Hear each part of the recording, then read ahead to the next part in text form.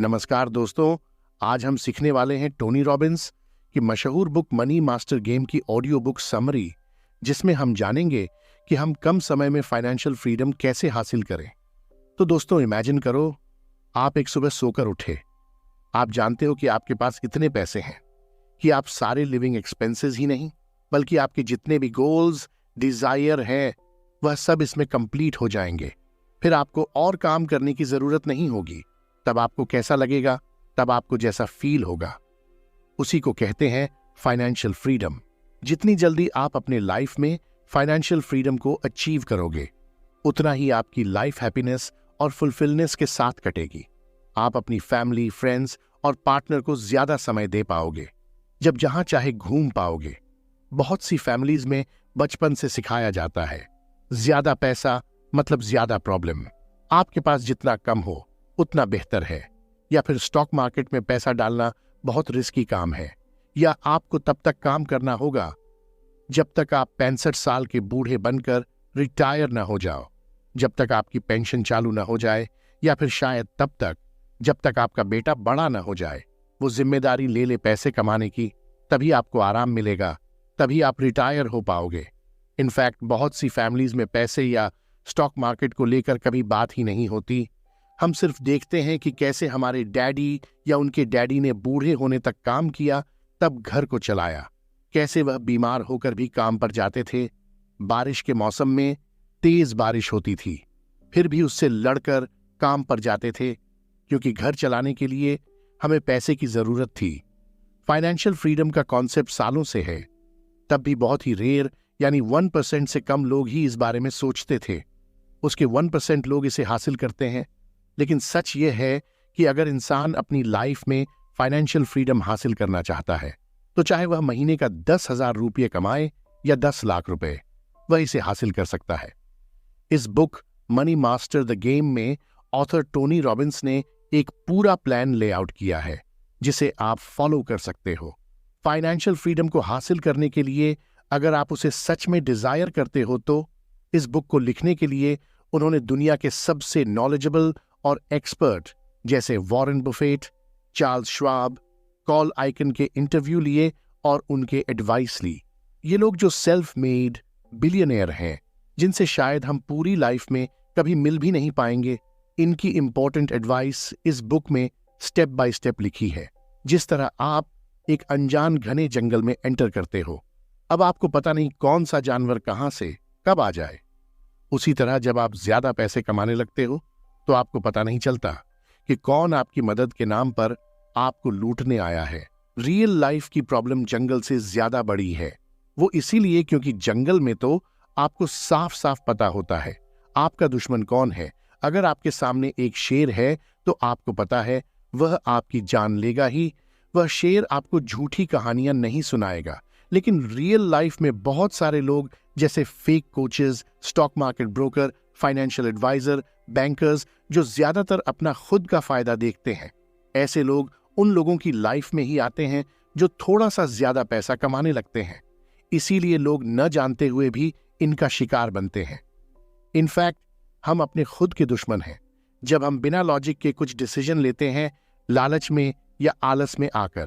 तो इसीलिए अगर आपको अमीर बनना है, सबसे इंपॉर्टेंट आपको अमीर बने रहना है, तो आपको सबसे पहले खुद पर भरोसा करना होगा।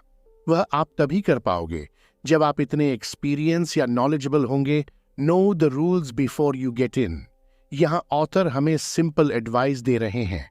हमें एक कंज्यूमर से शिफ्ट होकर ओनर बनना होगा।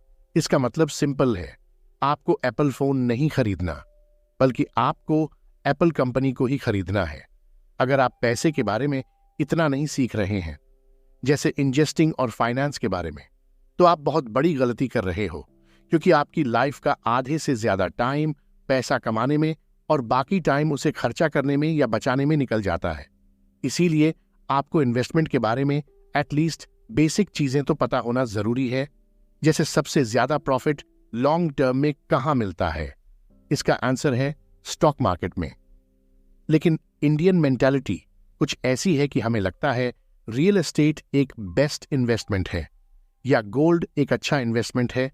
अगर आप बहुत मेहनत करके अपने गल्ले में या बैंक अकाउंट में पैसे जोड़कर या शायद होम लोन लेकर दूसरा घर या दूसरी दुकान ले लेते हो, तो उसको आप रेंट पर चढ़ाकर आराम से रह सकते हो। यही लोगों की सोच होती है। फाइनेंशियल फ्रीडम मतलब दूसरा घर, दूसरी प्रॉपर्टी, ताकि उसका रेंट हमारे खर्चे के काम आ सके। लेकिन मैं कहता हूं कि इक्विटी यानी स्टॉक मार्केट सबसे बेस्ट इन्वेस्टमेंट है। यह सिर्फ मैं नहीं, बल्कि दुनिया के सारे अमीर और एक्सपीरियंस्ड इन्वेस्टर्स कहते हैं। बहुत से लोग कहेंगे कि स्टॉक मार्केट तो बहुत रिस्की है, उसमें पैसा डूबने का डर होता है। वह इसलिए है क्योंकि आपको उसकी नॉलेज नहीं है। फाइनेंस की दुनिया में बहुत सारे ऐसे रूल्स हैं जो आप गेम खेलकर ही सीखते हो, लेकिन यह रूल्स आप जितना जल्दी जानो उतना अच्छा है। ऑथर ने इस बुक में कुछ रूल्स लिस्ट किए हैं।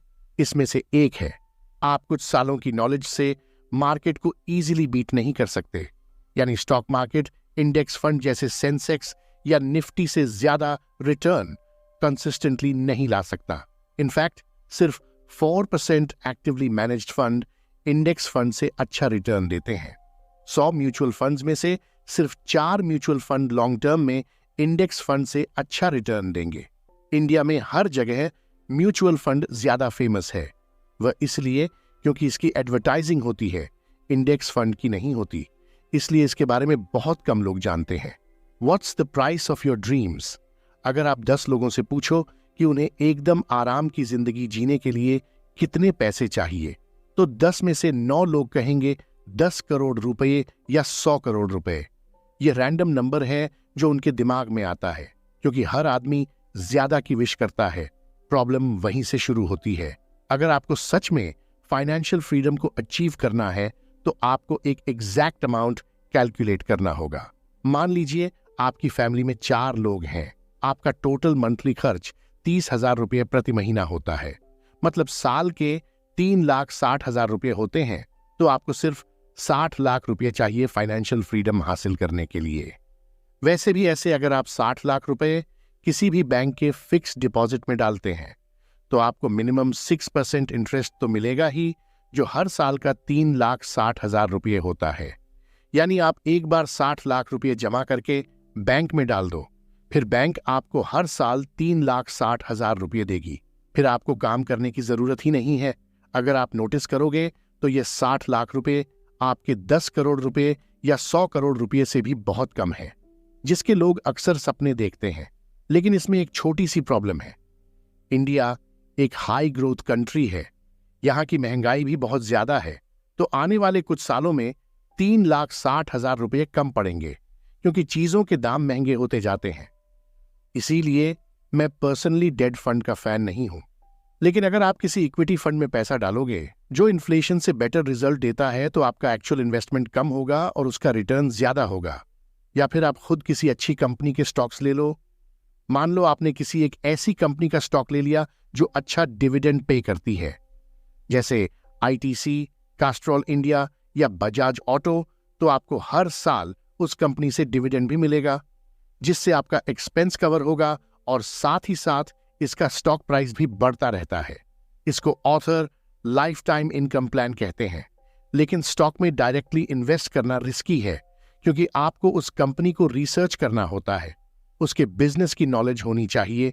यहां आपको कोई स्टॉक रिकमेंडेशन नहीं दिया जा रहा, लेकिन यह बताया जा रहा है कि आप लाइफ में जरूरी इंफॉर्मेशन हासिल कर सकते हैं, अपना ड्रीम फाइनेंशियल फ्रीडम को अचीव कर सकते हैं। यह सब तभी होगा जब हमें एग्जैक्टली यह पता होगा कि हमें कितना अमाउंट चाहिए।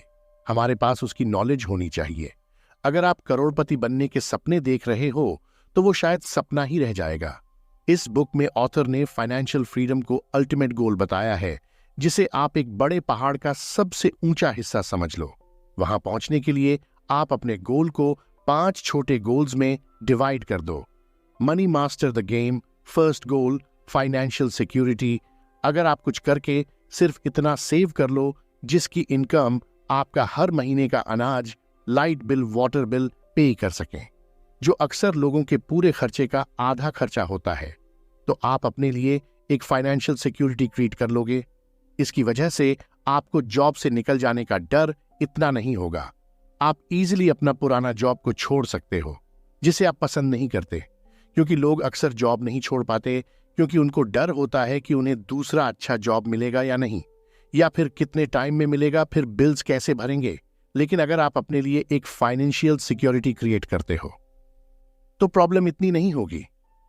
Money master the game second goal, financial independence, इस गोल के अक्सर लोग सपने देखते हैं। फाइनेंशियल इंडिपेंडेंस एक ऐसा गोल है जिसमें आपका महीने का खर्च कवर होता है, फिर आपको काम करने की बिल्कुल जरूरत नहीं होती। जब आप इस स्टेज पर पहुंचते हो तो आप कोई ऐसा प्रोफेशन या काम चुन सकते हो जिससे आपको खुशी मिलती हो। तब आपके पास ज्यादा फ्री टाइम होगा क्योंकि आपका पैसा आपके लिए काम कर रहा है। फ्री टाइम मतलब ज्यादा अपॉर्चुनिटी, कुछ नया शुरू करने की, कुछ बड़ा सोचने की। फिर आप फाइनेंशियल फ्रीडम को गेन कर सकते हो। फाइनली एब्सोल्यूट फाइनेंशियल फ्रीडम, जिसको ऑथर इस बुक में अल्टीमेट गोल कहते हैं। इस स्टेज में आपका पैसिव इनकम इतना होगा जो आपके हर महीने का खर्चा, वोकेशन और लग्जरी लाइफ को भी सपोर्ट कर पाएगा। अभी ये सब सुनने में बहुत आसान लगता है लेकिन रियलिटी में मुश्किल है। इसको गेन करने में कई साल लग जाते हैं।